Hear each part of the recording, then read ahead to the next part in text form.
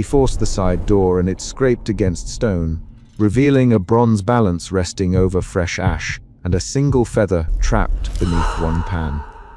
Suspicion tightened his jaw before he could name it. The researcher crouched, fingers bare against the cool rim of the scale, and the temple custodian watched from the shadow with a hand on his throat, who left this open. The custodian, who would place a feather and step away. The first concrete problem sat between them. The scales looked manipulated.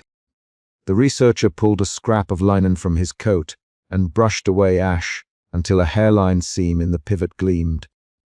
He thought of temple procedure and of the punishments tied to a failed weighing. He thought of the ledger entries he had read that morning, names listed like receipts. The suspicion that verdicts were engineered moved him instead of letting him stand still. He closed the door without a sound and said, "I need the archive."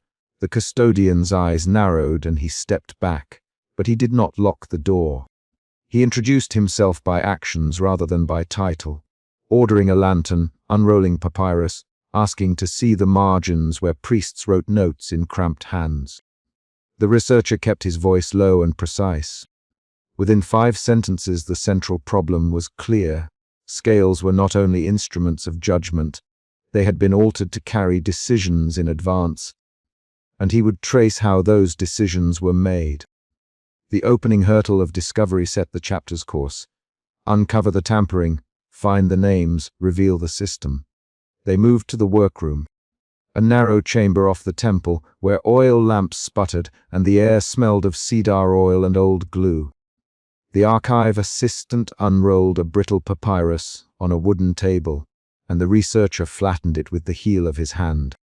The papyrus bore a notation in a small, cramped hand that matched the seam on the scale, an oblique instruction about a weighted counterbalance, and a proper list name read this line. The researcher read it aloud. The assistant traced ink with a finger. If the scale favors the feather, place the hidden counter at the rivet and invoke the name once at dusk. The assistant's voice lost steadiness on the last words. Their exchange moved like a measured inspection. The researcher for provenance while he examined the ink. The brown line of soot embedded in the fibers, the scent of pitch, the particular fold patterns from being stored between linen pages. He found a stamped seal on the margin that matched a temple operator's mark he'd seen before. "This isn't accidental," he said. "This is a protocol." The assistant swallowed and reached for a lamp. "Who would authorize that?" she asked. "Karu," he answered, and their heads bent closer over the papyrus. A reconstruction followed as the researcher collected notes. He assembled the training scene from marginalia, a ledger of supplies, and a child's scribble listing names. The narration shifted into a staged memory built from documents and the researcher's precise reenactment. High Priest Keru stands before acolytes in the training hall and demonstrates how to file a pivot, how to hide a counterweight, how to speak a name under breath so the balance will not only measure, but decide. The researcher voiced the instruction lines as if reading from a lecture note. Adjust the rivet a finger's breadth. Whisper the name once, not for divinity but for leverage. Hear it without interpretation. The acolytes in the note took the instruction and practiced on a child's scale. The training scene altered the meaning of the artifact. When the researcher pointed to a ledger entry that matched the training script, suspicion changed to cold moral outrage.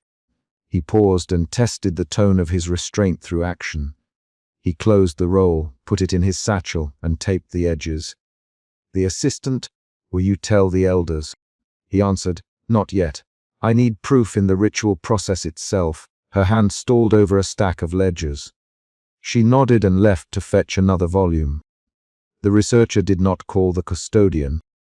He moved instead toward the inner chamber, where the weighing had taken place.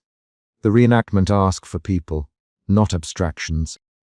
High Priest Karu's voice in the memory was measured, like a bell struck with slow intent. "Bring forward the condemned," the recalled Karu. The researcher described Mary bound and trembling, linen ropes biting her wrists, a small carved amulet at her throat concealed under dust. Mary's physical reactions filled the scene. She swallowed, her fingers flexed at the rope. She watched Caro's hand hover above the bronze talisman. The researcher kept the description concrete. He named rhythms, Caro's slow, formal gestures, the attendant's quick, mechanical placement of a palm-sized heart on the pan, the feather presented as an object rather than a symbol. Mary spoke in short sentences within the reenactment. "Carew," she said, voice thin. "What if I—" Carew cut her off with a precise command. "Silence. Offer the proof." The attendant placed the heart on the pan, and the feather followed. The scale moved with the tiniest of increments. The researcher described a small hidden notch at the base of the pan and how fingers, trained fingers, could nudge that notch. In the imagined chamber, hands performed the nudges.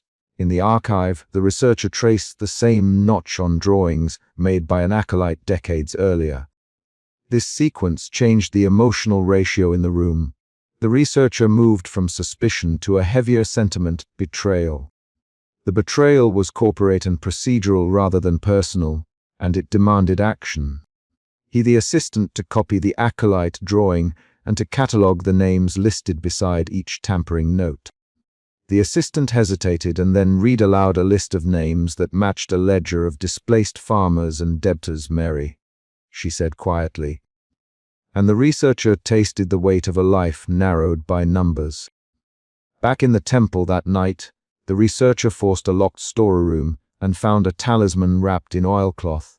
He touched the talisman and the subject shifted. Doubt tightened into fear.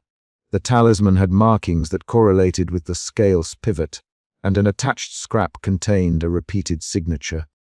The same operator's mark from the papyrus margin. A temple guardian intercepted him there, a broad figure who stepped into a shaft of torchlight with a bronze spear held casually across his chest. The guardian's tone was evasive. "What are you doing here?" The temple guardian demanded. "I should report this." The researcher. The guardian's face did not soften. "Reporting will mean a hearing. A hearing will mean other names." "That does not help the temple," the researcher answered. "It helps the dead." The guardian's jaw compressed. "There are rules you do not know." "Leave the talisman," their voices clipped at one another. "The guardian, you tread on sacrament, and you will find resistance." The researcher shoved the oilcloth deeper into his satchel. The guardian blocked his exit. The researcher stared at the spear-made hand, and then moved past the man by catching his arm with a quick pull, small and deliberate. The confrontation produced a clear external event and an immediate choice: retreat with fragments or escalate. He chose fragments and retreat.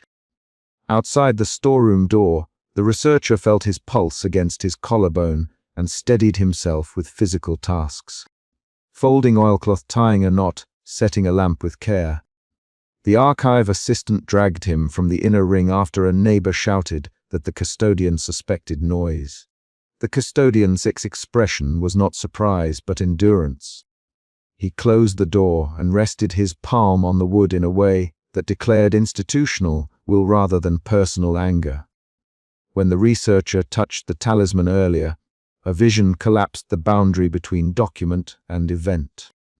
The chapter's climax arrived as the talisman warmed and the air in the corridor thickened with incense smell. The researcher saw Carew standing behind Mary as if in the same corridor, heard the ritual cadence of Carew's voice and the metallic click of the pivot, and watched a dark smear blossom on a bronze pan as a heart burned into blackness. The researcher did not call it supernatural, he recorded it. The talisman carried a shorthand of ritual performance that had been used as a stage direction in ceremonies. The vision told him that procedure and spectacle had been braided together to erase lives. That was the emotional peak. He collapsed against the cool wall, fingers numb, breath coming in sharpened counts. The archive assistant cursed and steadied him. She shouted his name and dragged him away into the corridor. "We have to leave this place," she said. "You cannot carry this alone." He wiped his mouth and shook his head. He handed her the talisman and the papyrus. "Take them to the chest," he said. Her hands moved quickly. She folded the oilcloth, put the papyrus into a sealed tube, and wrapped both in linen. Outside, dawn set the courtyard in silver lines, and the researcher made a choice. He would not yet expose Keru by name without ledger proof connecting specific interventions to specific victims. He moved instead to a ledger he had not yet checked, turning pages until he found a margin note, a repeat list of names, dates, and a shortened mark matching the operator. The name repeated more than once. The pattern indicated a system, not an error. The researcher paced, hands braced on the ledger, and considered the effect of exposure. He thought of Mary's eyes, amber, round, terrified, and of Keru's slow gestures. Where suspicion had opened the door, clarity now sharpened into obligation. He left the ledger open on the table and rose to slip the talisman back into his satchel for safety. The assistant touched his sleeve. "What will you do?" she asked. He tightened his grip on the satchel strap. "Find corroboration beyond the temple walls," he said. That plan required people beyond the archive. Villagers whose relatives had disappeared, a merchant who had kept a private tally of funeral fees, a scribe who once worked the inner lists. He went to the marketplace where a merchant recognized the operator's mark on a wooden crate. "They always take the same crate," the merchant said. One marked with a small star, always leaving the house empty. The merchant named one family, and the researcher recorded the name into his notebook. The assistant provided a copied acolyte drawing to the scribe, who frowned and then widened his eyes. "I drew that when I was young," the scribe said. "They made us practice on a child's toy scale. I thought it was training. I didn't know they used it for real." The scribe produced a ledger noting payments to temple officials for ritual maintenance and a small marginal note, checked by hand. Each discovery pushed the emotional arc again, from suspicion to betrayal to a brittle resolve. The researcher read aloud the scribe this line. Checked by hand, he repeated it until the 3 words became an accusation. The scribe touched his beard and looked away. "Some of us spoke among ourselves," he said. "But you cannot fight a temple with whispers. People pay. People fear hunger more than ritual." "We learned to look the other way." The researcher looked at the scribe and said, "Then we collect the names who paid." The scribe hesitated and then led them to a ledger bound in leather that listed payments under veiled entries. Amid chapter mini, cliffhanger arrived when the researcher opened that ledger and found his own name, penciled faintly at the back, preceded by a date from 10 years ago and a note he did not recognize. He stopped, heart thudding. The assistant leaned in. "Your name?" she asked. He stared at the penciled script and felt a new suspicion ripple through him. Had the temple observed him earlier, catalogued him, used him? He shut the book as footsteps sounded in the corridor. The external event forced a pause and a decision. He hid the ledger in his satchel and walked to the window as a figure passed below, a broad chest under ceremonial linen. They returned to the temple under a dusk that smelled of river mud and incense. In the inner chamber, the researcher reconstructed the ritual step by step. He called on the custodian and asked direct, short questions. "Who placed the feather?" he asked. The custodian answered in clipped sentences. "Sometimes an attendant. Sometimes the high priest. Sometimes a named operator," the researcher pressed. The custodian's fingers worked at a cracked fingernail. "Keru decides when the balance will not tell the truth." The custodian finally. "Keru keeps order. He says some souls must be finished so others have land." The sentence landed like a payment demand. Cold and bureaucratic. The researcher confronted that bureaucracy through action. He asked to see a list of those who had been denied rights. The custodian hesitated, and then led him to a ledger with names crossed out in a particular hand. They read names together. "Mary," the researcher allowed. The custodian did not flinch. "Mary's family owed grain," he said. "They were poor and their names suited the tally." The researcher noticed the ledger margin where the same operator's mark repeated alongside cross-outs. The custodian closed the book with a slow hand. The confrontation became more urgent when a temple guardian came with an order from higher. The researcher must stop his inquiries or leave the precinct. The guardian's voice was a commanded cadence. "This is not your business any longer," he said. The researcher answered with precise words. "It is my duty to the dead to know how they were judged." The guardian stepped forward, and between them a staccato exchange of 3 quick lines unfolded. "Stop now. I will not stop until I have proof. Proof will cost blood and ruin." The guardian left with that warning. The researcher pocketed the ledger photocopies and moved toward a plan. The researcher returned to the storeroom and set the assembled fragments on the table. Papyrus, talisman ledger copies. He arranged them as evidence and then closed his eyes to ground himself with a physical act, rubbing his palms together until the skin tightened. He opened his eyes and wrote a terse note destined for public exposure, folding it into the pocket of his coat. He also left a trace, a single inked mark on the edge of a shrine. That mark was a deliberate omen, a sign that he had seen the mechanics of the ritual and would not be silenced. As dusk fell, he walked into the courtyard and noticed a fresh smear on a nearby shrine, shadowed and dark. It looked like soot dragged with a finger and a quick wash of oil, as if the same ritual hands had recently altered an object of worship. He touched it with a fingertip and felt gritty residue. The mark told him what the ledger had confirmed. The practice continued. He closed his hand and did not wipe it away. He made a decision to protect the fragments and to look beyond the temple's walls for corroboration. He put the talisman and papyrus in his satchel, tightened the strap, and left the precinct through a gate that the custodian had left propped. The final image was not of resolution but of an unresolved omen on stone, a smear that tracked the same operator's reach into living worship. The chapter ended with the action of leaving and with the sight of the fresh smear on the shrine, a concrete sign that the system remained in place. He slipped behind the heavy curtain and froze at the bronze scale, where High Priest Keru adjusted a hidden weight while a bound woman waited beneath Anubis' shadow. Suspicion tightened the researcher's throat. Suspicion had driven him back through the side door that scraped against stone in the previous entry, and now it pushed him forward with rigid hands. He had come to confirm a mechanical prejudice, not a miracle. The first clash came on breath and motion. A priest's palm fell hard on Maria's shoulder and she flinched, the sound of linen rubbing leather filling the small chamber.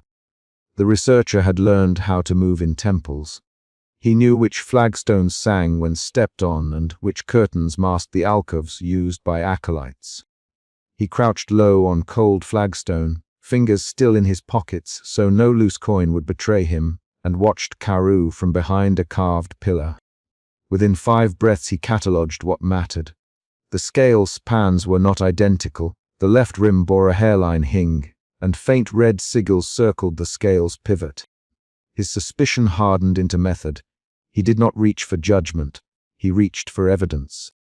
Keru spoke once, and the chamber answered, "Mary, Keru," and his voice set the cadence the acolytes followed. "Bring the heart, token."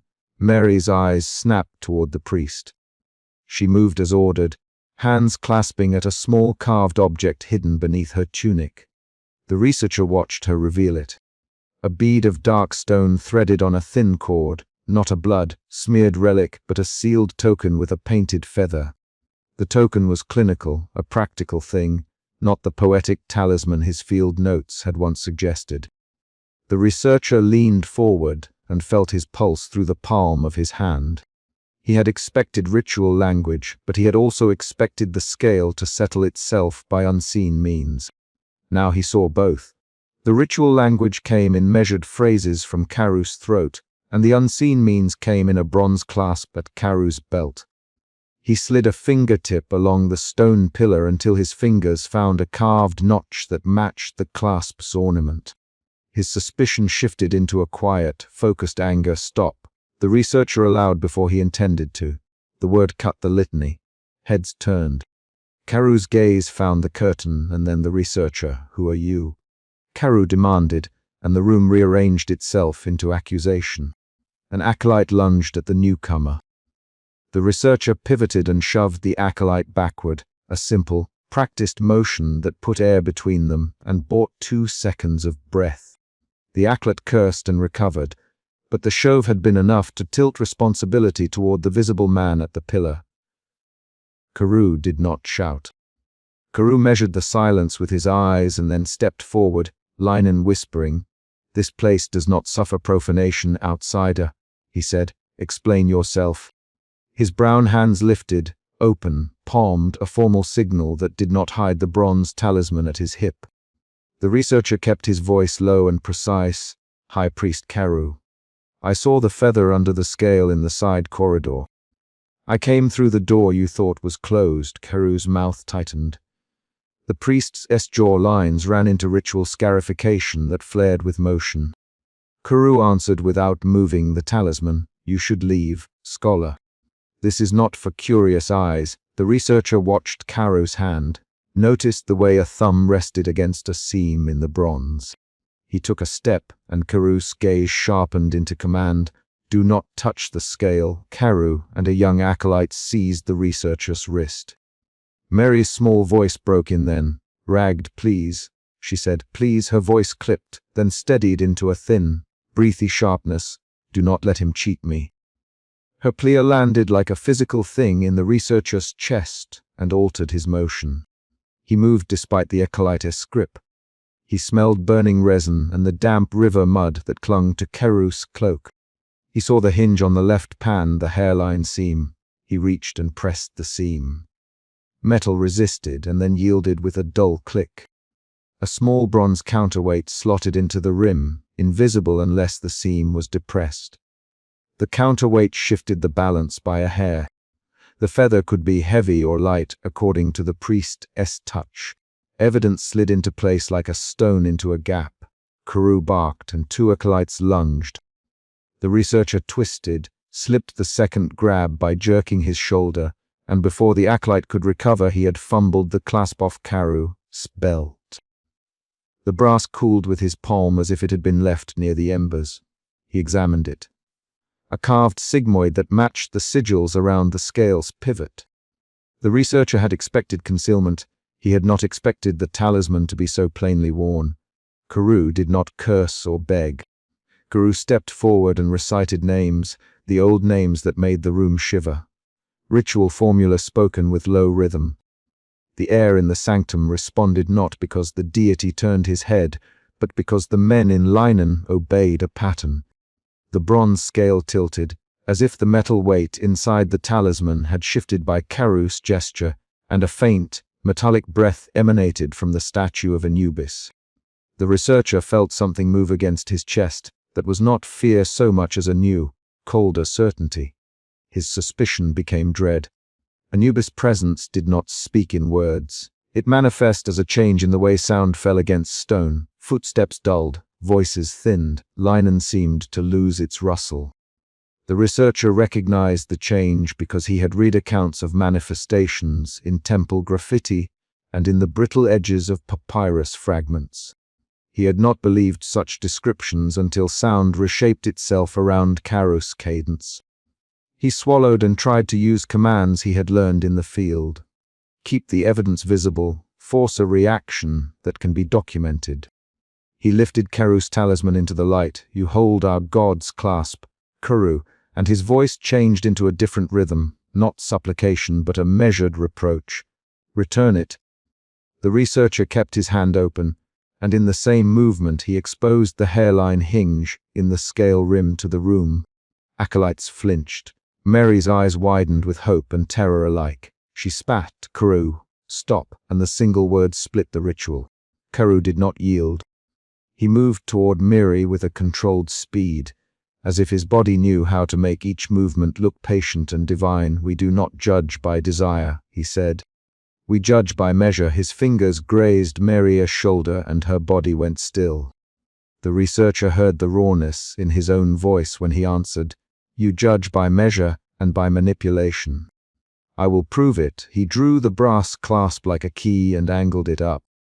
The hidden seam in the talisman's rim opened to a thin slot, and a carved counterweight slid free into his palm. The metal was warm with body temperature. At that exact instant, the bronze scale lurched violently to the left as if touched. A hollow ringing rolled from Anubis' statue and the torchlight guttered. Mary cried out. Acolytes crashed into each other as they scrambled for the talisman and the scale. The researcher shoved the counterweight into his satchel and grabbed Mary's wrist to pull her away from the platform. Kara's voice rose with authority. You will not transport temple sacraments beyond these walls, he said. You will not desecrate what keeps the order. His hands closed on the researcher's sleeve and then on the satchel strap.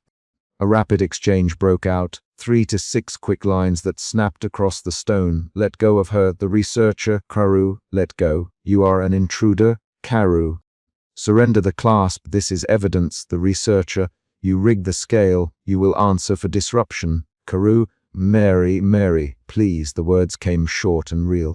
They carried concrete demands and immediate stakes. The exchange forced movement. An acolyte lunged for the satchel. Another tried to clamp Mary's hands, and an older acolyte shoved the younger aside to block the researcher. In the middle of the scuffle, the researcher saw something that rearranged his understanding of the temple's structure. Behind Karu and half hidden by his ceremonial collar, stood a second ring of small iron pegs set into the floor, arranged in concentric arcs. Each peg bore a number of notches and a smear of a different pigment. The researcher recognized them from the fragments in the archive. They were stadia, weight markers used by temple custodians who catalogued sacrifices and offerings. He had assumed those markers measured grain or cloth. Here they were near the scale as if to calibrate ritual force itself. The twist landed. The temple did not merely cheat in private. It used civic instruments of measurement to train the ritual apparatus. The ritual had municipal instruments attached. Karu saw the researcher's look and smiled without warmth. You know our record, keeping scholar, he said. You misread purpose for intent. We balance the city. You would let chaos rise because you prized truth over order. The researcher kept his jaw set. Order built on contrivance is control, Karu. This is not law.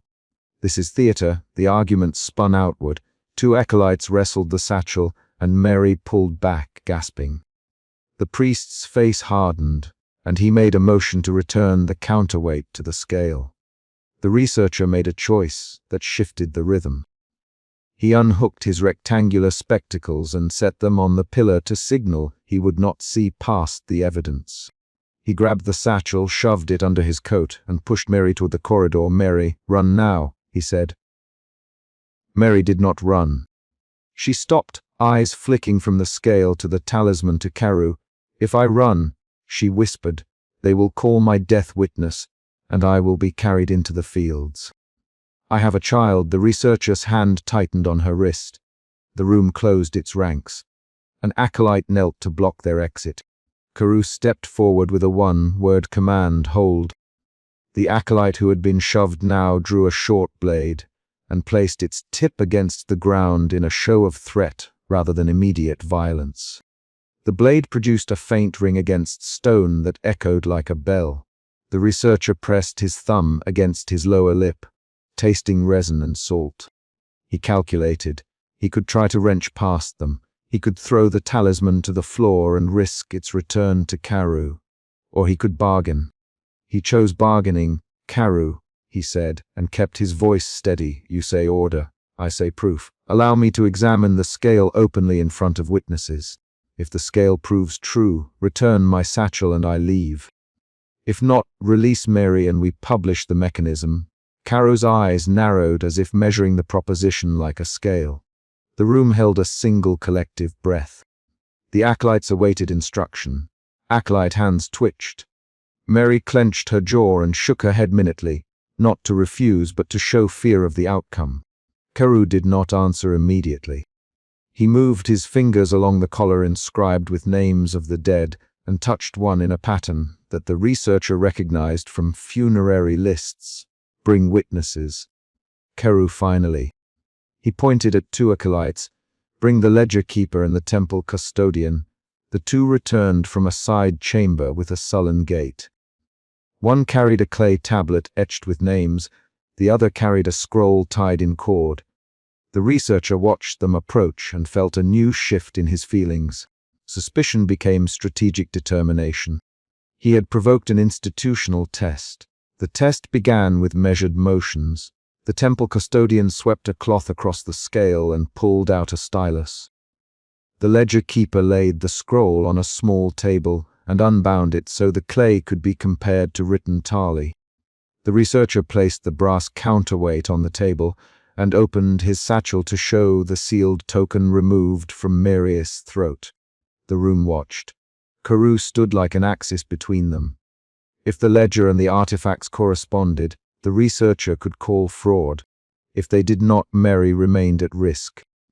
When the ledger keeper unrolled the scroll, the researcher saw the names of dozens of citizens listed beside small marks denoting offerings and verdicts. The clay tablet and the scroll matched on many entries, but the researcher noticed a pattern. Certain names, usually the poor or socially inconvenient, had a supplemental mark beside them in a hand that did not match the ledger keeper's neat script. The marks matched the pattern on Keru's talisman. A concrete pattern emerged. The temple used a second, hidden register to alter ritual result entries after the public measure was recorded. The researcher felt a spark of vindication. Keru's jaw went tight. "You will not drag the city's private registers into the street," he said. "You misunderstand preservation." The temple custodian grunted. "Order is kept," he said. He looked at the researcher with something like pity. He did not claim innocence. The researcher pressed the counterweight toward the ledger. "This brass fits the hidden register," he said. "These marks belong to the clasp's maker." The ledger keeper's face blanched. He touched the scroll and then looked up, hands trembling. "They are to keep the second marks secret," he said. "From the magistrate. From the families. From ourselves." The voice was small. The room shifted again. The acolytes, who had been aggressive earlier, now looked away. Mary's breathing came faster in shallow gasps. The researcher took a moment of weakness and stepped forward. "Release her now," he said. Keru held out a hand and then dropped it. "You would destroy structure for a single life," he asked. "You would ruin a system that feeds a city." The researcher answered with a fact instead of a retort. "A system that kills people to feed itself is not structure. It is extraction." He reached and put his hand on Mary's shoulder. Keru's face did not change, but his hands moved. He tapped the scale rim and the bronze clicked as if acknowledging a rule. "You will not take this from us without consequence," he said. "You will face the magistrate's inquiry." The researcher smiled without humor. "Then bring the magistrate." He turned to the ledger keeper. Read the names that matched the talisman marks. The ledger keeper produced a thin scroll and read aloud, voice wavering, listing names and dates and small amounts. Each name cut at the air. Each sounded like a slow toll. As the names fell into the chamber, a younger acolyte whispered to the temple custodian. The custodian's face went white. He looked up and barked in order. Two acolytes dragged open a small side door, and an older official stepped in. A city clerk who recorded civic levies and overseen allocation of temple offerings when magistrates were present. He carried a bronze seal and a satchel of wax documents. His arrival changed the argument. "You summoned witnesses," he said. "I am witness enough." His tone belonged to civic administration rather than to ritual cadence. He did not stand with Keru. His presence threatened the priest's claim of exclusive authority. The researcher took advantage of the clerk's neutrality. He presented the counterweight and the ledger marks together. The clerk ran his thumb over the ink, and then over the brass. He did not look up for a long moment. Finally he said, "These correspond. If recorded thus, the magistrate will act." The city cannot abide secret verdicts. Keru's shoulders moved once, like a man breathing through a blade. He did not concede. Instead, he made the oldest argument he could. Necessity, you do not see the alternatives. Carew, we preserve order when the magistrate cannot know the details. We protect the city from riots and famine by choosing which souls carry guilt. If we revealed this, you would have panic. You would have chaos. The clerk's fingers tightened on his satchel leather. The researcher answered with a detail rather than an ethical claim. Mary, she has a child, he said. When you tip the balance with brass, you tip a family. The clerk swallowed. Bring the magistrate now, he said to Carew. We will convene the tribunal. The city will weigh both registers against one another. Carew looked at Mary, at the scale, at the counterweight in the researcher's satchel. For the first time his ritual cadence broke and a human hesitation showed. Carew stepped away from the platform and the room exhaled. He touched Mary's shoulder with the gentlest palm he had displayed all night. You will wait at the side chamber, he said. You will not attempt escape. The magistrate will decide. Mary nodded once, not trusting speech. The researcher watched the motion and felt an emotion shift. Dread that had tightened around his actions loosened into brittle resolve. He had forced an institutional pause. He had not freed Mary, but he had turned a private mechanism into a public question. They left him with the satchel and the brass clasp. The city clerk and the ledger keeper took the counterweight into temporary custody and locked it in a small wooden box. The researcher felt the weight of it in its absence, like proof physically missing. He gathered his spectacles and the worn, leather-filled notebook and took down the ledger keeper's account in short lines of script. When he measured his notes, he found the pattern repeated more than he had guessed. Not only the feather trapped beneath a pan in the side corridor, but multiple entries where the talisman pattern showed up alongside ledger marks.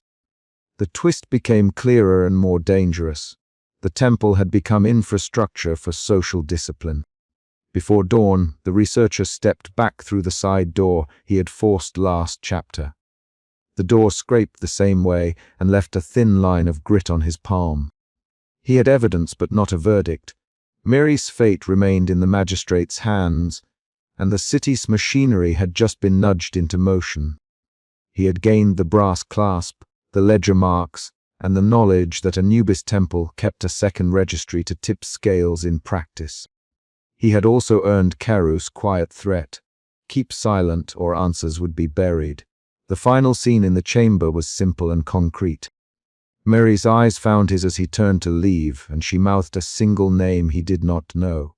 He read it as a plea and a promise. He put the brass clasp in his satchel, palmed the counterweight, already placed under a ledger cloth, and stepped out into the corridor as torchlight thinned. The city clerk's voice called from inside the sanctum that he would attend the magistrate with the ledger at first light. The researcher did not say thank you. He did not make a speech. He slipped into the pradon and tightened the satchel strap across his chest. He could feel the metal beneath the cloth as if it were a pulse. He had evidence now. He would return with witnesses and not leave the scale to stand unchallenged. The chapter ends with him closing the temple side door behind him, the scrape of stone closing the room like a struck chord, and the city beginning to stir. He walked with the taste of burning resin at his teeth and a resolve that would let him risk inquiry.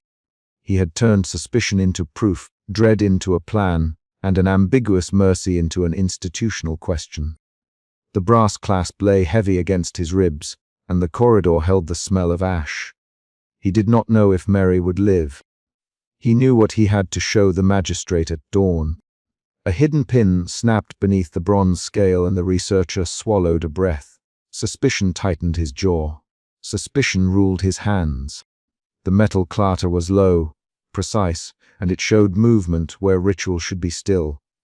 Carew's fingers shifted in the dark at the scale's rim.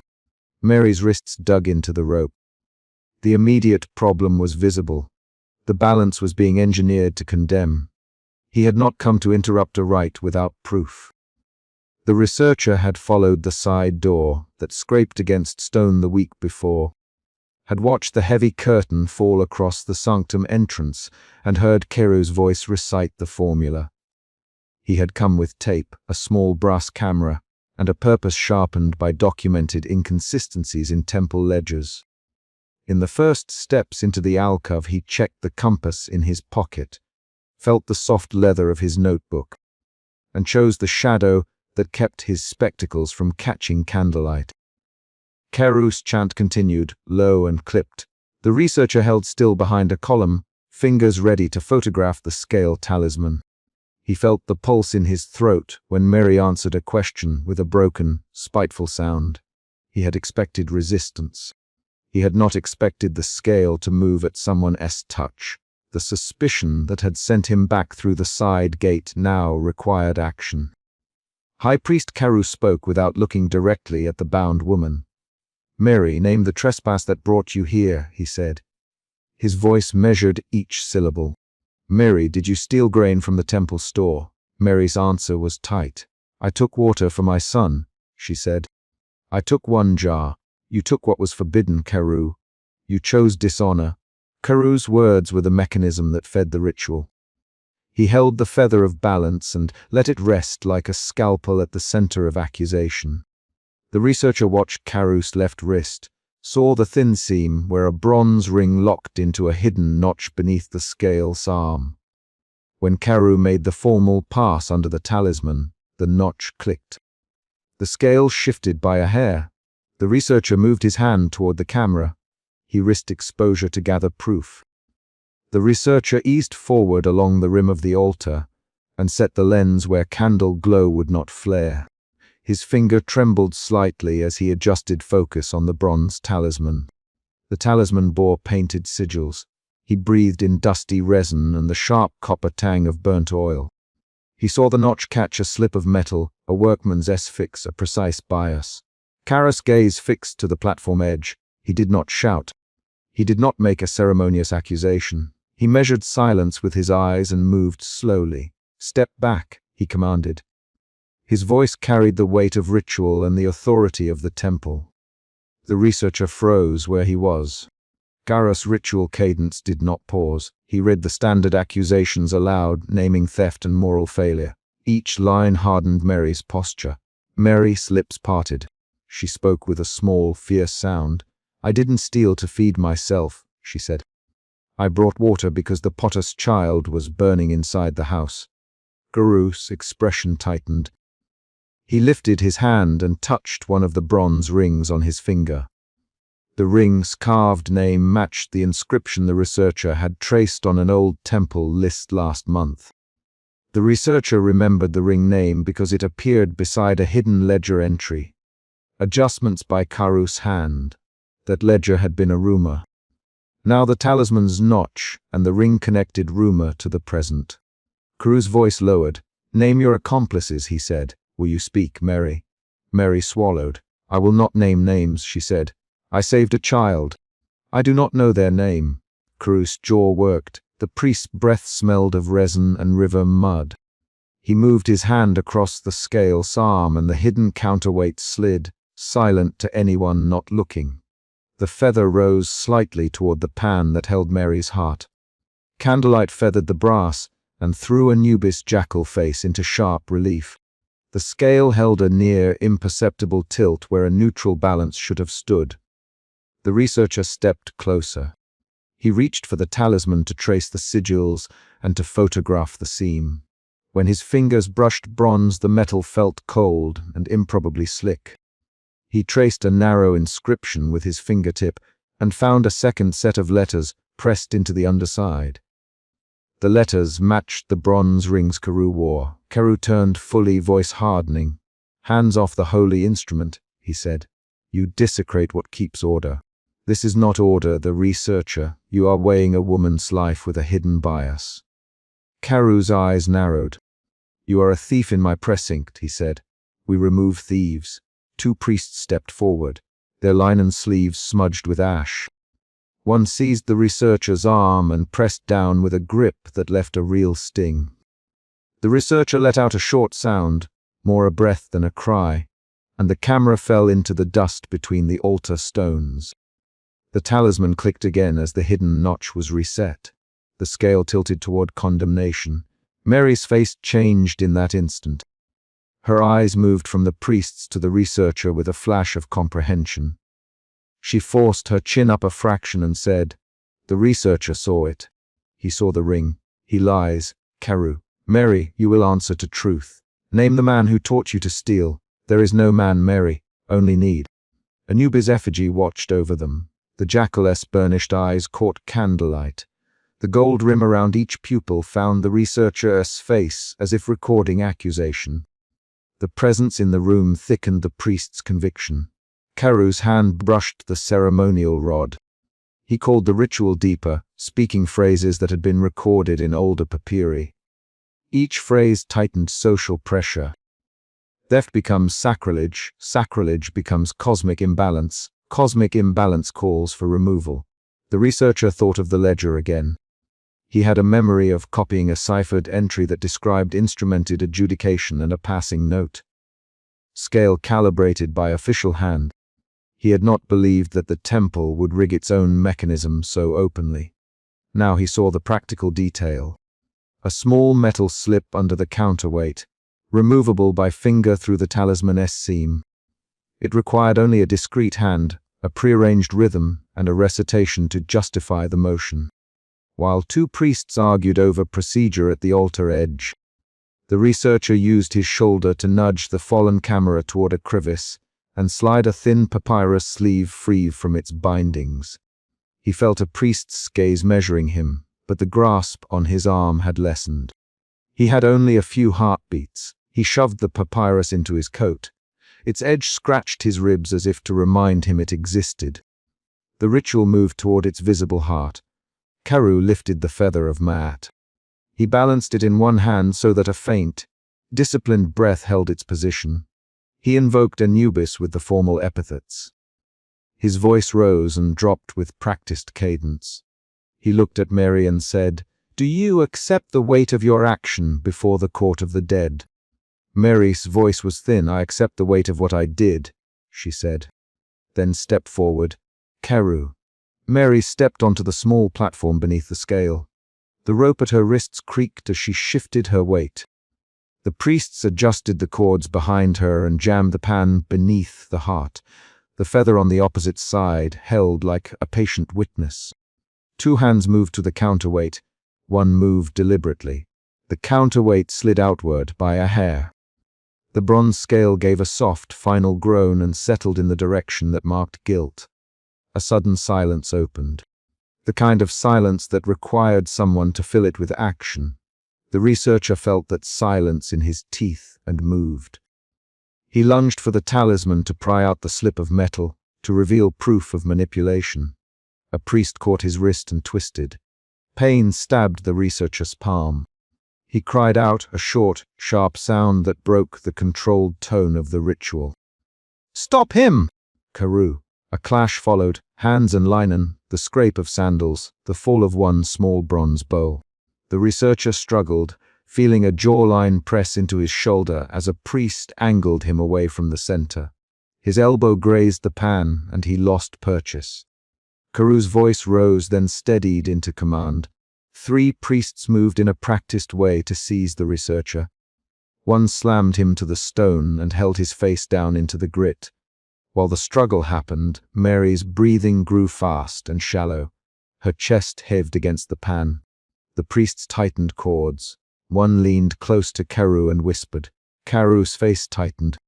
He caught the researcher's eye for a moment, and the priest's private relief flickered across his features. The researcher catalogued that relief as if it were evidence. "You will not break the law in my house," Carew to the researcher lower now. "You will not endanger our order. Order built on lies is not order," the researcher, though his words came muffled into the stone. Carew's hand swept outward. He touched Mary's shoulder and gave a single signal. The priests moved in unison. The counterweight slipped an extra notch deeper, and the feather dipped beneath the heart pan. A metal tongue dropped into place at the base of the scale, locking the tilt. The sound of that tongue dropping was final. Mary's eyes widened. She spat a word that might have been a name or a curse. "No," she said. Anubis' carved face held the candlelight without change. The room smelled of burnt resins and wet mud from the Nile brought into the temple on men's sandals. The scale registered a verdict. After a single precise act, the sentence moved from possible to executed. Priests lifted Miri by the arms and began hauling her toward a side corridor. The researcher was pulled to his feet, blood staining the cuff of his scholar's coat. Carew announced, not to the room but to himself, "Cosmic law is satisfied." He made the statement like a man reciting a ledger entry and not like one articulating mercy or guilt. Outside the sanctum, two priests argued about whether to keep the researcher bound. A small scuffle produced a dropped torch and a gust of smoke that cut across the corridor. The researcher seized that moment to bend and collect a torn piece of papyrus that had fallen on the altar flagstone when he had been shoved. He folded it into the inner pocket of his coat and felt its rough edge press again against his ribs. When they dragged Miri past him, she gave the researcher a look he would not forget, not pleading, but a precise, locked-in appraisal. Her fingers brushed the amulet at her throat. Her mouth moved, forming words he could not hear. She was taken away and the heavy door clanged. The researcher caught Carew's ring in the candlelight as the priest turned away. The ring's gold had a worn notch that matched the lettering on the talisman. The researcher now held two physical proofs: a torn papyrus fragment and a talisman's inscription that tied Carew to the counterweight adjustment. He had been beaten, but he had enough to build accusation. Outside the temple side gate, the desert air hit him with damp salt from the river. He tasted the grit in his mouth and checked his coat for the papyrus.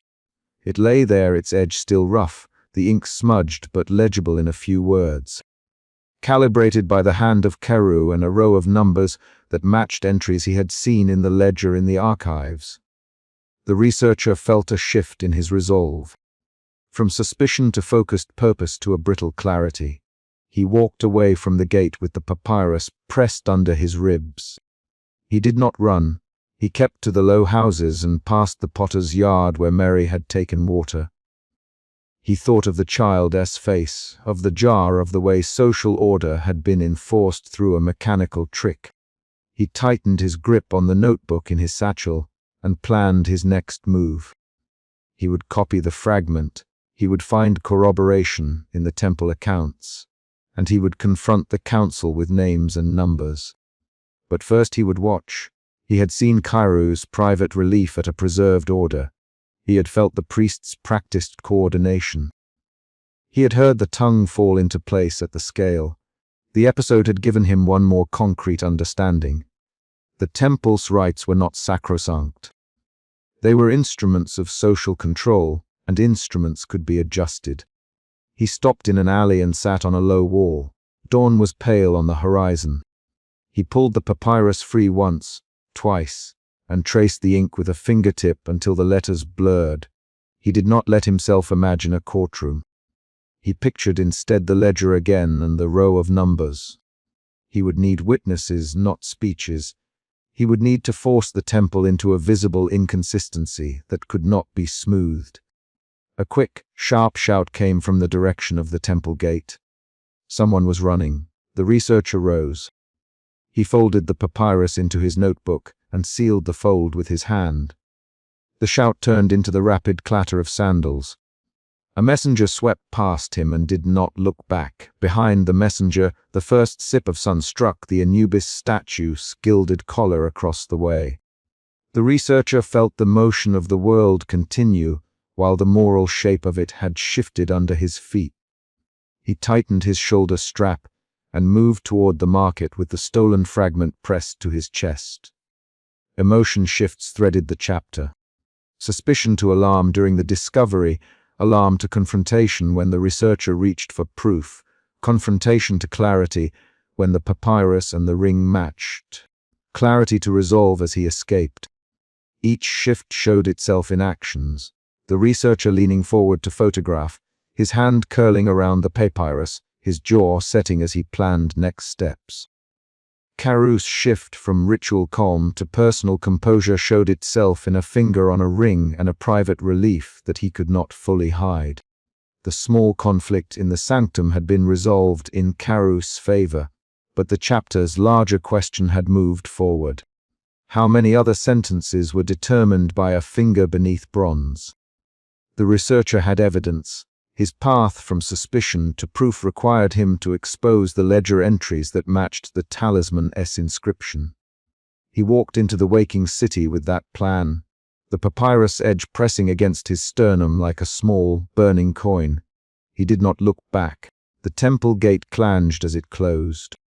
The knight's ritual receded into the stone, but the physical proof remained in his hands. He would need allies. He would need to place the papyrus where guards could not intercept it. He would need to force a public measurement of the scale. For now, he moved toward the archives, toward the one place that catalogued numbers and names. He had taken a concrete object from the sanctum. His next step would be to turn that object into testimony. He stepped into the sandlit street, and the torn papyrus shifted under his coat as he walked. He caught Karu with a bronze counterweight halfway into the niche, and the metal tasted like proof. Suspicion tightened his jaw and pushed his feet forward before thought had finished forming. He grabbed the priest's wrist. The bronze slipped against stone, and a small bell of noise rang in the antechamber. "Karu," he said, "what are you doing?" The researcher had never started a confrontation lightly.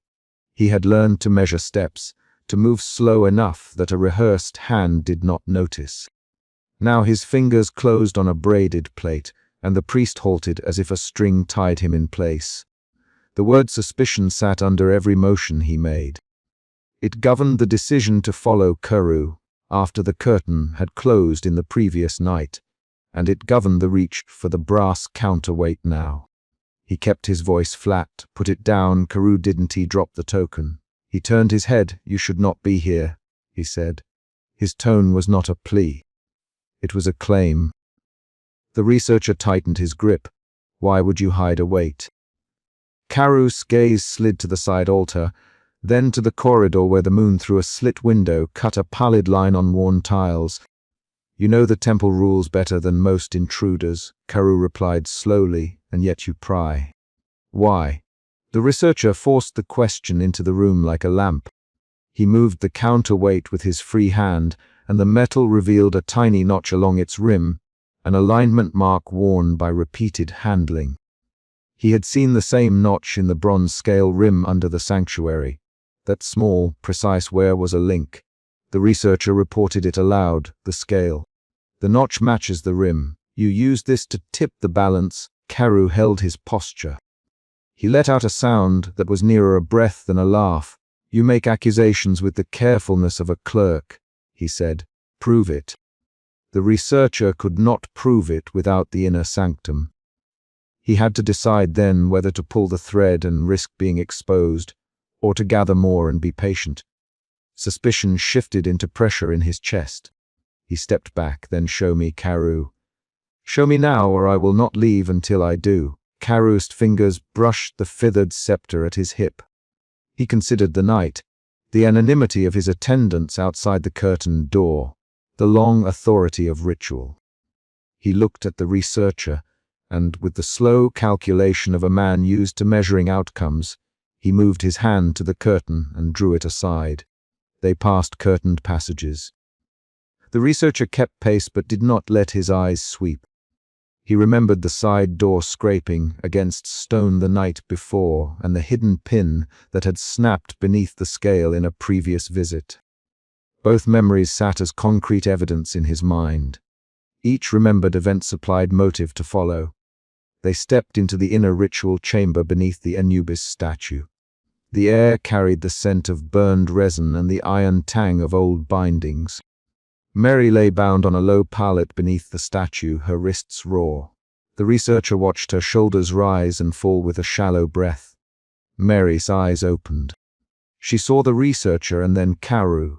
Her voice was a thin wire. "Please," she said, "please help me." Karu did not answer her plea at first.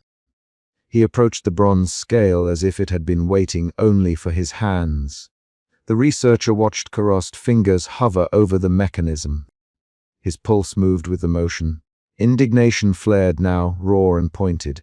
He stepped forward and reached for the rim of the scale. Karos's hand landed over his, not violently, but with enough force to stop the motion. "You have no right, Karos." The researcher spoke the name he used in archives. "High Priest Karos." He kept his voice low so the attendants in the shadows would not rise. "I have right enough to stop you when lives depend on a balance you mend with bronze. Tell me what this weight does." Karos regarded Mary for a long second. Then he said, "The right holds the city together. I do what must be done to prevent unrest. You call it order, the researcher, you call it justice. But you hide ledgers and talismans under offerings." He saw Karos's jaw tighten. They argued in short bursts. Karos's replies were measured. The researchers were clipped and quick. "You cannot know what keeps them calm, Karos. You have never had to choose." "I have chosen to read papyri while you prayed for silence." The researcher snapped. "You put names into ink and make them vanish." Karos's eyes hardened. "You think you are a judge?" he asked. "You think you can overturn what the gods sanction?" Mary flinched at the mention of gods. "Anubis will decide." She whispered, "Anubis will see." Anubis' statue loomed. The gold of its eyes reflected the candlelight in slow pinpricks. The researcher felt the statue's presence as weight, not as judgment. He stared up at the polished obsidian of the jackal face. The movement in the statue's eyes, gold-flecked reflections, made the room colder in the researcher's skin. He did not call it fear yet. He called it a pressure in his hands and a tightening under his ribs. Indignation shifted into a careful fear. Karos moved to a small panel beneath the altar and slid it open with a practiced thumb. His face did not change when the panel revealed a second feather, a ledger folded with dirt at its edges, and carved talismans set like spare coins. The researcher leaned forward until his nose nearly hit the ledger. The ledger's cover had a pressed mark he recognized from a papyrus margin he had photographed months before. The same mark had appeared beside a list of names in a bureaucratic accounting text, a mark denoting paid petitions. Karos watched the researcher. "Those who pay receive what they ask for," he said. "That is order. Without it the harvesters riot, the markets close, the sick do not know when to die in peace." The researcher read an entry. Names, dates, amounts, a tiny notation that indicated a feather moved on a particular night. He found Mary's name written there in cramped hand. He read the amount and the notation. Special weighing. He read a new entry in a different ink and a hurried hand. The margin contained a note, sealed with bronze counterweight. That was the concrete hinge. The ledger proved organized manipulation. It proved falsified rights. Mary's voice broke. "I never paid," she began. Karos's face did not show surprise. "Not all names pay from coins," he said. "Some pay with favors. Some pay with silence. Some pay with blood. The temple keeps order in whatever currency is offered." The researcher closed the ledger and put his palm flat on its cover. He felt the grain of the leather under his palm and a smear of dried resin at the edge. He did not speak for 2 long beats. He watched the priest. He watched the way the priest controlled the room with a glance. The researcher felt the indignation harden into resolve, but the ledger still sat as proof, and proof needed to be secured. Karos had attendants stationed in the dark. Their shapes pressed against the veil openings, like shadows waiting to be counted. A rustle in the corridor shifted the dynamics in the room. The researcher realized the confrontation could not remain a conversation. He made a decision and acted. He pressed the ledger under his coat and moved toward the alcove where the hidden second feather had rested. Karos's hand shot out and caught the researcher's wrist. Tension spiked into force. "You will not steal from the temple, Karos," and his voice carried menace now. 2 attendants stepped forward. The ropes on Mary's wrists tightened in her view. The researcher felt fear as a twofold thing. the shape of his chest, and the knowledge that his body might fail in the scuffle. Fear turned his fingers into something steady. He could not let the ledger slip. He twisted and his shoulder struck Carew's chest. A priest staggered. An attendant lunged. Words were short and sharp. "Let go." Carew barked. "Drop it." "Now no." The researcher. His hands moved to Carew's forearm and he wrenched. Mary deserves to see this. Carew's face split into a look that the researcher had not seen before, less composed. More raw. "You will ruin more than one life, Carew. You will ruin the city. Then stop ruining it yourself." The researcher. A quick exchange followed, 3 heavy lines of movement and speech that changed the room. Carew's attendant seized the ledger, arm and pulled. The researcher stumbled, the ledger slapping his ribs. Mary shoved at her bonds and the pallet scraped across the flagstones. The statue of Anubis watched with the same impassive glare. The room contracted into the business of hands and weight. A sudden sound cut through. The hidden pin beneath the scale snapped with a metallic click. The researcher heard it as an external event, and his gut stuttered. He had heard that particular snap before. He had when he slipped behind the curtain the prior night, and the mechanism had changed its balance. The sound meant the scale had been set to tip. The researcher lunged toward the platform and saw the brass counterweight seated, its notch aligned to the rim. He pulled at it. Carew shoved him away with a shoulder. "Stop that," he barked. He turned the mechanism's wheel with one hand and said, "You cannot understand what you have interrupted. You cannot understand the harm that would follow if the scales failed legitimately." His words were a bid for moral leverage. The researcher answered with a concrete act. He knocked the bronze weight free with the flat of his palm. The mechanism groaned. The counterweight slipped and, for a breath, the feather pan quivered. Mary's throat made a small sound. Carew's expression tightened like leather. The attendants moved in. The room turned to immediate danger. The researcher had not planned to force the ritual to its end, but he had forced it by removing the weight. He saw in Carew's eyes a decision. To suppress discovery or to press forward and use the revealed falsity to its fullest effect. Carew took the latter path. He motioned with his chin a curt order, and a rope slid from an attendant's hand into a loop around the scale's axis. "Proceed," Carew quietly. "Let the rite finish. Let the people believe the balance was struck. By sacred law." His voice had a resolute quality that hardened the room.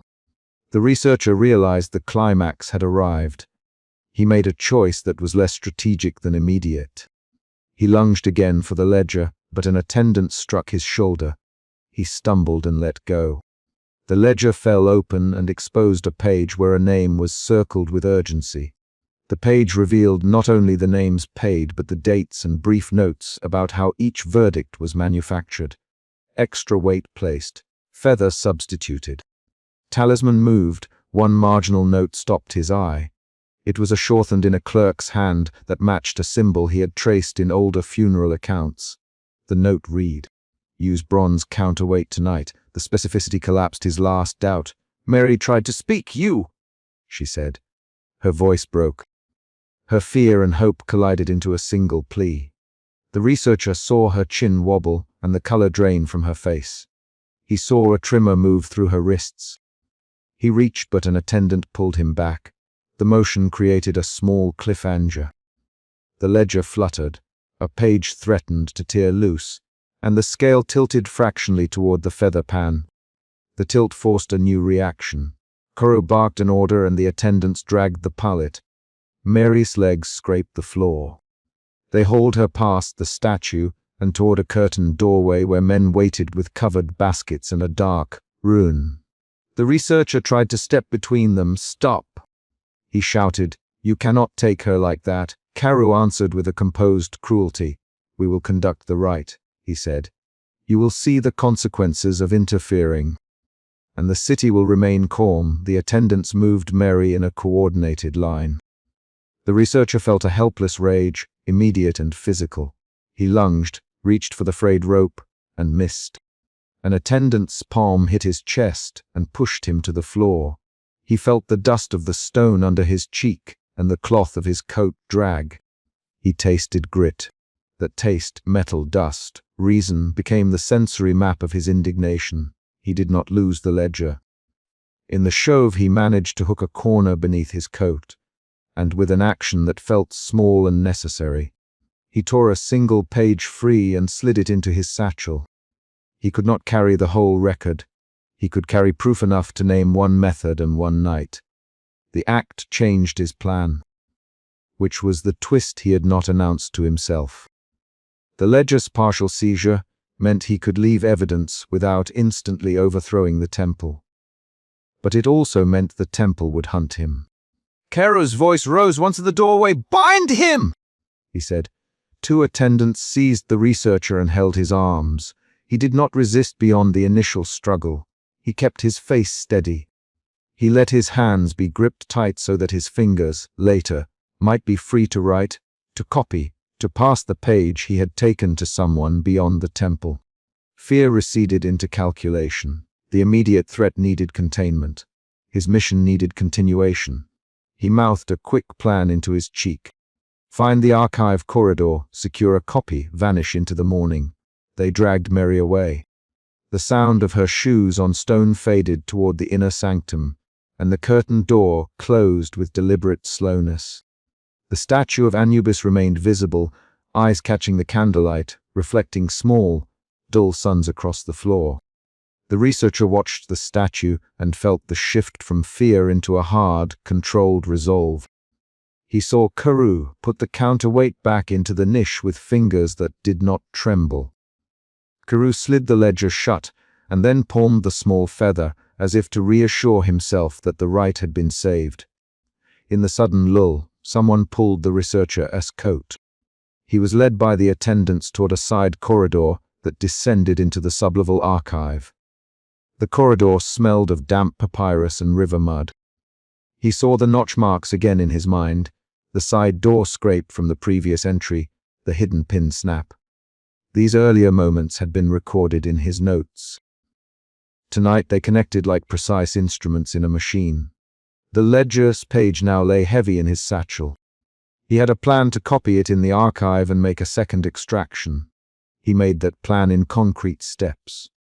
A place to hide the page, a route out through a supply door, a time before dawn. In the archive, he moved with the calm of a man who has practiced precise theft. He slipped a thin stylus from his pocket and began to copy the ledger entry onto a spare sheet of papyrus. Each stroke of ink was an action that hardened his intent. Outside, the world began to pale toward morning. He heard footsteps on the steps above, measured and regular. The researcher finished his copy, folded it, and slid it into a narrow sleeve in his satchel beside the brass compass. He paused only long enough to remember the earlier scrape of the side door. Then he tucked the original ledger page into a hidden crevice between stacked rolls and hid the ledger itself behind a false shelf. He tested the mechanism of the shelf twice. The motion was concrete. Finger to wood, a soft click. He closed the archive door on the click.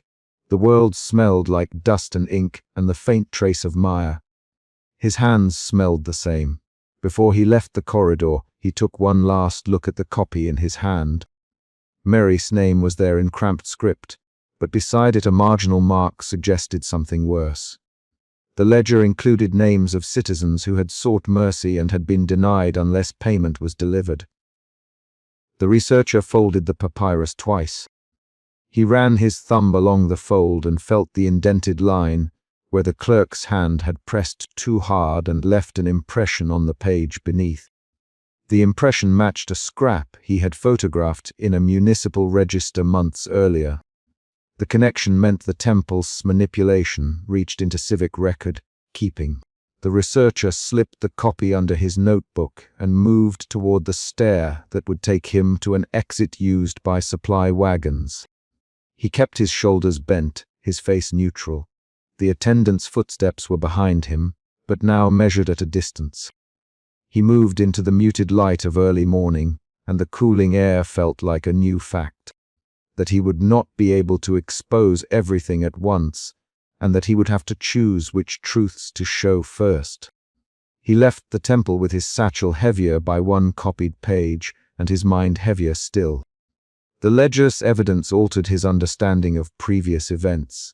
The side door scrape that had shown him a scale over ash was no longer a curiosity. It was a practiced entry point for manipulation. The hidden pin snap was no longer an odd noise. It was the click of a device set to decide lives. The chapter of tonight closed on a small but crucial action. He had a copy in his hand, and Mary had been taken toward a sealed destiny. He knew where she had been dragged. He tucked the copied ledger into his satchel, and breathing through the new plan, heard footsteps on the stairs. The sound was not an afterthought. It was the next concrete event. He tightened his hand on the satchel strap and turned toward the sound. He shoved the side door, and it rasped against the lintel, a dry sound like bone on stone. Suspicion tightened his throat. Suspicion had driven him back through this narrow corridor and into the sanctum now. He saw Carus's fingers at the rim of the bronze scale, felt the immediate certainty of tampering in the way the priest's knuckles pressed a hidden seam. The researcher moved before thought finished finishing, one hand closing on the priest's wrist, and the other already searching for the counterweight he glimpsed earlier. The researcher kept his voice low and rapid. Karu, he forced the name into the dark, stopped the ceremony. Now, Karu did not start. He measured his silence and let the room answer for him with breath and a small bell ringing far inside the temple. The central problem lay exposed. The rite that was supposed to judge a soul was rigged. The consequences were visible at once.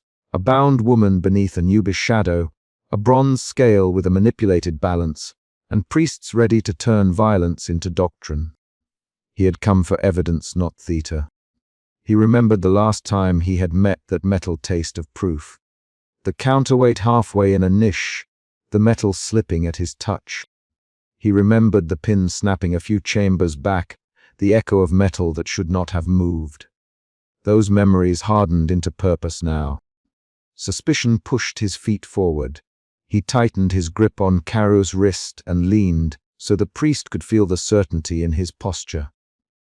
Karu's eyes met his. "You have no right here," the priest said. "You do not know the law of our rights." Karu's voice used ritual cadence to smooth the edge off command, but his hand had already slipped the counterweight deeper into shadow. The researcher answered with a small, deliberate movement. He tilted the scale pan with 2 fingers to prove the weight shifted. The pan rocked and showed the trick in brass and shadow. Mary's knots tightened as she watched. Her shoulders jackknifed against the rope. "Please," she said, and her voice was thin, the syllable a small plea rather than a plea for mercy. "Please, Karu." She kept her face toward Anubis' statue as if faith might make the jackal look away. The researcher saw the amulet at her throat through the tunic's gap, a carved piece of wood she fingers and hides when hands come near. He saw the faint burn on her forearm and the way her amber eyes tilted to the scale. Karu drew himself into full ceremonial posture. He named the laws aloud, each phrase slow and coated in ritual authority. The one who stands before Marat must be weighed by scales that answer truth. He moved his hands in a measured circle. His gestures were the instrument by which people learned to obey. The researcher answered with a voice that never rose beyond him. "This scale does not answer truth. You answer it." He forced the sentence plain and hard. "Stop now, Karu. Stop the weighing. Return the counterweight. Release her." The priest's jaw worked. He could feel that the room had turned its attention into a blade. Guards materialized from the antechamber the way shadows gather. 2 at the dais, 2 at the door. They did not march. They closed with the practiced speed of those who have practiced restraint. "Seize him, Karu." He gave the order as if stating a law, not a choice. The guards moved. One wrapped a rough hand around the researcher's shoulder, and another snatched the satchel that held his papyri. The researcher did not let go of Karu's wrist until the guard's grip bit into his coat. He forced his eyes onto the priest and spoke, every word a small, precise instrument. "Carew, you will not bury this." He tried to rip the counterweight free with one motion, but a guard's knee found his thigh. The priest's fingers withdrew from the scale and rested on the feather of Mayat instead, an act of theater and theft at once. Mary's eyes widened. She tugged at the rope and tried to twist her body toward the days. The researcher twisted his head to her. He could not reach her hands, but he could see the amulet move, pale wood catching scarce light. They dragged him into a shadowed niche and tightened a loop of cord at his wrists. Carew followed, not with soldiers but with purpose. The priest closed the distance as if to reclaim a ritual. He did not shout. He explained, "You do not see order, Carew. You only see what you want to see." His voice was even, the syllables practiced. "For crowds, we keep balance. Without us, the city tears itself apart. We choose who stays and who goes, yes, but not for whim, for the household, for stability, for those who must belong." The researcher pulled breath in small bites. He had expected denial. He had not expected bargaining dressed as doctrine. You weigh politics on bronze and call it Mayat. You rig verdicts to steady markets and punish the poor. That is not balance, Carew. He remembered the slipped bronze tally he had seen earlier. A ledger of names, each one curbed by brass. You use the dead to keep the living in order. He shoved the accusation like a stone thrown at a glass window. Carew's face tightened along the ritual scarification. He pushed a palm against the stone and let his fingers trace the carved names behind him. "Order is not pretty," he said. "Order is necessary. When famine comes, we cannot let hunger create chaos. Some must be made examples. Some must be weighed heavier than others." He lowered his voice. "You would have us give chaos a chance. You would let mobs decide." "No, the researcher, but you do not have the right to be judge and thief both." He tested Carew with that line. Carew's eyes flashed. The priest glanced toward Mary as a man looks at a ledger with a marginal scribble of guilt. "Mary." Carew, without meeting the researcher, "You stand here accused of theft and false witness. Is there any word you wish to give before the weighing?" Mary's lips started to form an answer, then closed when the temple's hush sharpened. A guard tightened a rope around her waist. The movement made her wince. She tried to slide the carved amulet from under her tunic with a shoulder roll. She failed the first time. The rope snagged. The second time she managed to slide the amulet free into her palm. Her fingers were shaking. The researcher could hear the scrape of the cord as she shifted, and the soft sound of wood against skin. "Mary," the researcher, and his voice became a blade of certainty. "Give it to me. Give me the amulet." She looked at him. "You will betray me, researcher." Her voice was thin and raw. "You will be taken." He ducked his head and gave a small, quick nod. He risked a grin that felt like coal. "Give it to me." He kept his tone small and plain. She slid the amulet into his hand. It was warm from her chest. The wood felt carved with small grooves and the faint scent of lotus oil. For a moment the space between them was simply two hands with a secret between them. Carew's irritation changed to a controlled fury. He barked a command, "Bring the scale." A priest in ashen linen moved the bronze pan into place, and several assistants arranged incense and a cloth beneath Anubis' statue. The chamber changed its function from accusation to spectacle. The researcher counted the steps. He watched the pattern of hands and the way the feather of Ma'at rested like a small promise on a linen cushion. Mary saw him looking at the scale. She tucked her chin and pressed her free hand to her chest. Nothing. After a breath she made a sudden move. She flinched, then lunged toward the dais. The guards tightened their hold. One hooked an elbow through her shoulder and threw weight against her. She managed to wrench just far enough to touch the brass rim, to let one finger skim the seam where the counterweight slid. The contact was enough. A loose pin shifted. The mechanism clicked. Air moved through the room in a sound like a drawn breath. The researcher's suspicion transformed into an urgent fear. His hands pulled at the cords. He felt the fiber bite into his skin. "He forced a shout! Now!" he cried. Carew answered with a single, crisp movement. He pushed the scale and called the ritual aloud. The bronze pan dipped toward Maret's feather. The counting began. The assistants chanted measured syllables, and Anubis' statue seemed to pull the light toward its burnished eyes. The researcher lunged, straining within the guard's grip. He saw the counterweight slide free in slow motion, the bronze piece falling into his line of sight. He twisted his torso and snatched at it. A guard slammed his shoulder into the researcher, and the metal clanged. The scale fell wrong, and the feather rose as if lifted by a current of hot air. Mary made a soft sound and clutched at her chest. Her eyes shone with a fear that was not merely for herself now. Karras' face went from ritual command to pure disbelief in 3 breaths. He barked orders in quick-clipped phrases. "Hold. Restrain him. Secure the heart." The temple responded with practiced compliance. 2 priests moved to secure the small wooden box that contained the heart of the condemned. A third prepared tinder and coals for the final rite. Mary's fingers were white on the ropes. Her free hand found the amulet and pressed it to the brass rim with a motion that was equal parts prayer and sabotage. A flash of light ran along the amulet. The carved wood glowed faintly red, then colder. The researcher felt a pressure in his sternum like the beginning of a bruise. Anubis' eyes reflected like burnished coins. For a moment the room held on a single sharp note. The feather balanced, then fell.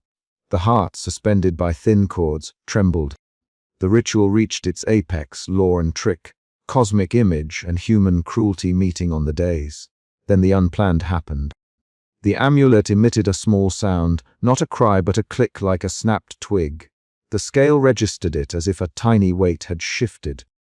The bronze pan tipped the other way. Anubis' carved face did something like a tilt. Carew cursed and reached. The researcher used the movement to wrench his hands free and throw himself at the dais. He managed a single, reckless pull on the counterweight. It came loose and clanged to the stone floor. The clatter passed through the chamber and became another voice in the argument. Carew lunged forward, then, hand going to the priest's collar, "You traitor!" he spat, "You will not undo the law." That sparked a rapid exchange among the priests. For the first time, Karras' command faltered in public. The guards hesitated. Marius' face went white. The researcher heard the tense, rapid rhythm of the chamber's breath. The temple, which had always seemed composed, now sounded raw with haste. In those seconds, the researcher heard the underside of the ritual's design. A ledger passed in whisper across the temple, names marked in bronze tolly slips. A ledger he had touched earlier and memorized in part. He remembered the bronze tally halfway into a niche and the way Carew's fingers had hidden it. That memory slotted into place like a key in a lock. Here was a ledger turned into law. Here was Carew using ritual to remove accountability. Carew, the researcher, loud so the chamber could not ignore him. "You use these rights to protect the privileged and break those without means." He held the counterweight in his hand and lifted it like evidence. "You weigh us apart and call it justice." The priest's face split between outrage and an attempt at composure. "You will not get away with this," he said. And it was half threat and half prayer. A sudden, smaller twist shifted the scene again. One of the temple assistants, a man whose face had not been introduced, spoken of only in passing in earlier reports, suddenly stepped forward and placed himself between Carew and the researcher. He spoke Carew's name and held out a hand. "Carew, stop," he said. The assistant's voice trembled, and the researcher recognized the tone of someone who had seen mercy taken from his children. "We cannot let this be the end. There are names on that tally that belong to families we know. We were told otherwise." This was the first voice to challenge Carew by name in public. It produced an immediate secondary jolt. Another guard whispered a name from the ledger, and one of the assistants looked at Carew with an expression like accusation. The temple had obeyed Carew for years, but obedience had edges. The researcher recognized the change and used it. He pressed forward with several lines that were short and sharp. "Listen," he said, "Mary did not steal to feed herself. She stole bread, not coin. You have held a ledger of names that shows when the temple took more than prayer. You have been weighing poverty heavier than theft." His words were concrete, not rhetorical. He named names he had seen in the ledger. The assistant repeated them. A murmur grew in the antechamber. Carew struck the table and demanded silence. "Names do not prove intent," he said. "Names do not make chaos. We choose who keeps the city from burning." He reached for the feather and turned the motion into a show of ritual purification. His fingers, however, shook. That small tremor allowed doubt to spread. A priest near the back crossed his arms and refused to step forward. Another assistant shifted and stared at the ledger instead of Carew. Mary used the pause.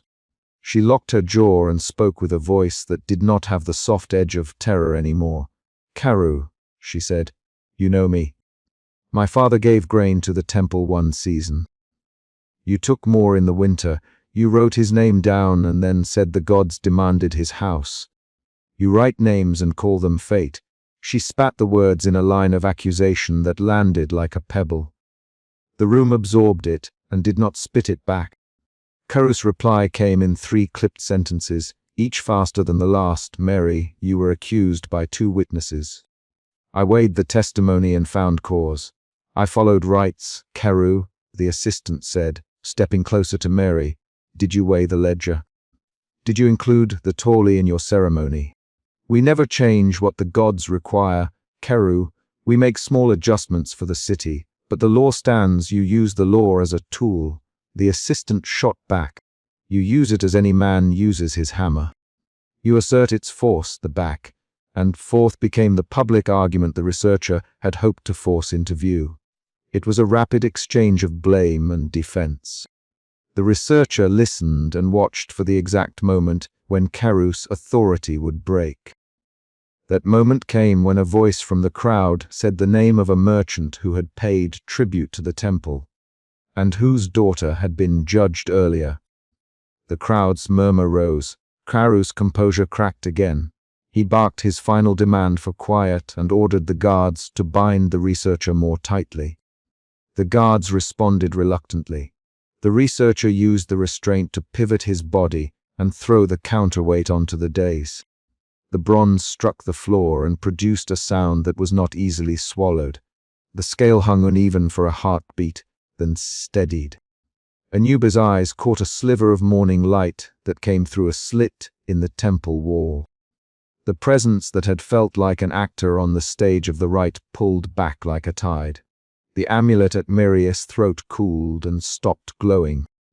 The heart they had brought forward trembled and then sagged on its cord. None of those things were cinematic revelations. They were small physical movements, like a hinge loosening or a breath finally let go. Carew stepped back and placed both hands flat on the edge of the dais. He looked at the people around him and found their faces turned not to him but to the ledger and to the researcher. He had authority. Authority can recover from scandal, but only if it can cleanse itself. The priest's jaw worked a final time. Then he reached into the folds of his robe and produced a bronze tally slip. "These names," he said, and for a moment his voice faltered. "Some are ours. Some are mistakes. We have never been gods. We have only held a role. I will not deny error. The admission was not contrition, so much as a narrow, strategic confession. It was a move made to contain chaos, not to undo harm." The researcher watched it close. He nodded once and stepped forward. "Then give me the ledger," he said. "Open it in public. Let the families see their names. Let them speak." Carew hesitated and the chamber held its breath. Finally he nodded. He could not fully refuse in front of witnesses. 2 priests unrolled the ledger and laid the tally slips on a stone slab. The names were there, inked in cramped script, with amounts and annotations in a smaller hand. Families were marked as credits and debts. Mary's face changed when she saw a name she recognized. She whispered it and pointed. The assistant who had challenged Carew repeated it aloud. The name was of a man who had given grain and died 2 seasons past. A witness stepped forward and swore the temple had forced that family to give more. The evidence accumulated in small, concrete acts of testimony. A man showing a receipt, a mother saying what the temple took, a child naming the priest who had written the tali. Outside, the antechamber flooded with onlookers who had heard the clatter and come to see what law had done to a woman. Their voices layered into the chamber's hum. Some held torches, some held nothing. Their arrival was not a cinematic crowd, it was individuals arriving with names and grievances. The researcher listened to them list small details: who had paid and been reprimanded, who had been denied a burial, who had lost food in a winter. Those details became the thread that turned private manipulation into public reckoning. Keru tried to speak the old commands. The gods decide, and meant it as a shield. The assistant who had first named him said, "Then let the gods hear truth." The crowd answered with specific claims. One voice said, "You took my son's wages and called it offering." Another, "You demanded my grain and wrote our name down as delinquent." Those lines of accusation were not rhetorical. They were bills and receipts and grief. Kara's shoulders sagged a degree. The legal words required to reopen a grievance. Priests argued in low voices. The researcher took advantage of the pause and gathered the slipped bronze tali he had set aside earlier. He tucked it into his satchel while Keru argued with 3 priests about process. The action was small but decisive. A single artifact moved from temple custody into evidence the researcher could carry beyond the sanctum. Mary's bindings were loosened only enough to let the wounds on her wrists be seen. She stood unsteady. The researcher knelt and cut the frayed rope at one knot. She pressed her palms to the stone and steadied herself by focusing on small concrete things. The grain of the wood on the amulet, the way the bronze reflected weakness. "Thank you," she said. The researcher answered with a look that was both tired and focused. The morning light shifted and made small adjustments in the chamber. Keru reorganized his priests and spoke the words required to placate the crowd. He would not stand down entirely. He would allow inquiry while maintaining a thread of authority. He signaled for a public reading of the ledger and for several named witnesses to be allowed to speak in the temple court. The researcher watched Keru reach for ritual roles he knew too well. The sacrifice that preserves order by transforming scandal into ceremony. When the public testimony began, the researcher sat back and catalogued the facts. He recorded the names the crowd offered into his notebook with a precise hand.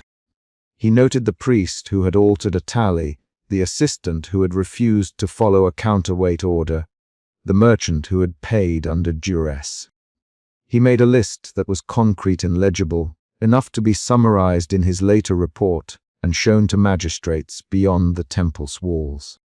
At one point, midway through the testimony, the temple bell tolled for a time most priests used to call the faithful.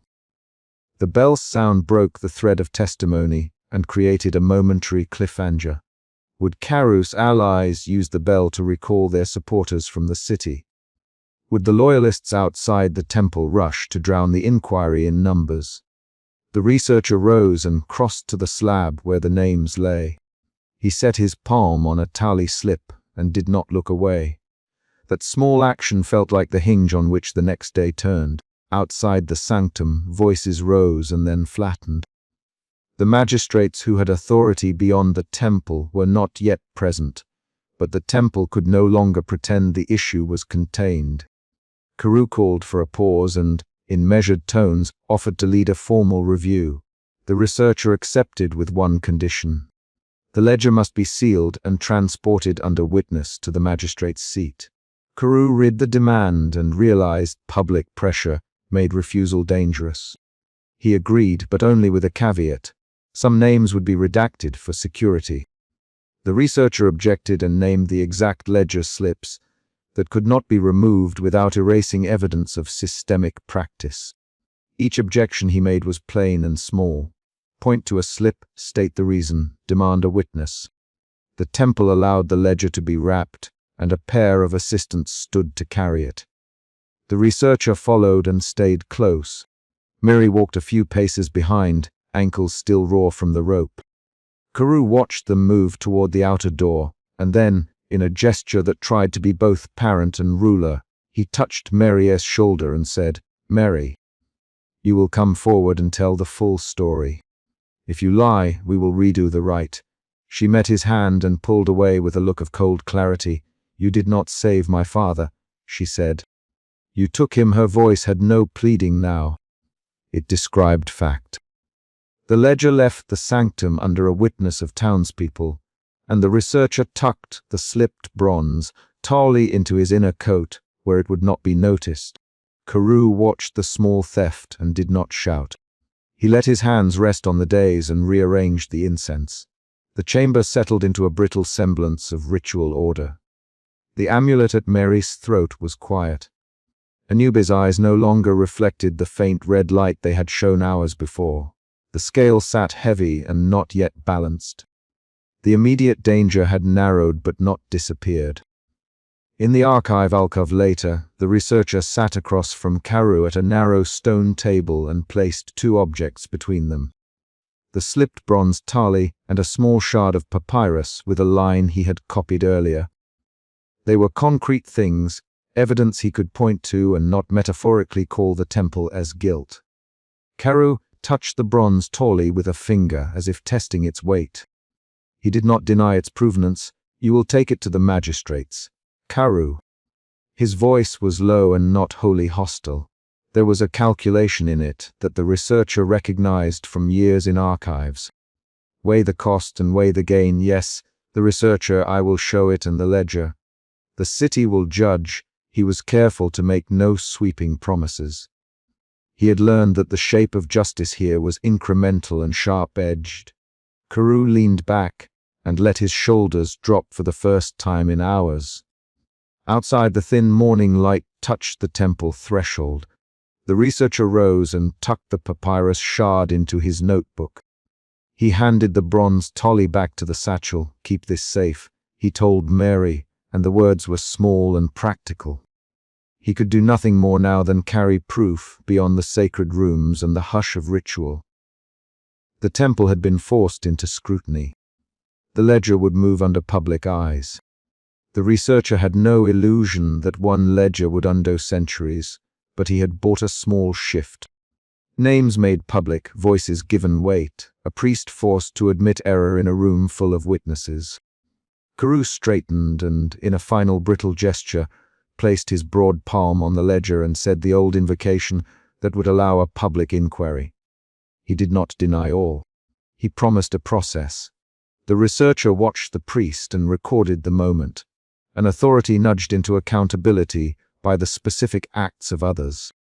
Then he stepped out into the weak morning, the satchel heavier with evidence. He felt the rope's braid of tension in his wrists as a memory of the night. He felt suspicion yield to a narrower, purposeful resolve, to document, to publish, to force a civic remedy. That was not heroism. It was slow work and specific action. As the morning widened beyond the temple threshold, the researcher slipped the slipped tali into his pocket and closed his hand as if on a small promise. Carew watched him go and, with ritual composure partially restored, began the formal reading of names.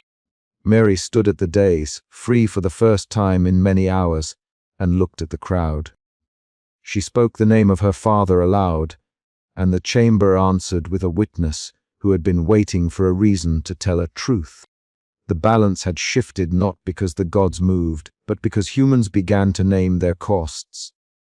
The chapter ends with a single concrete action.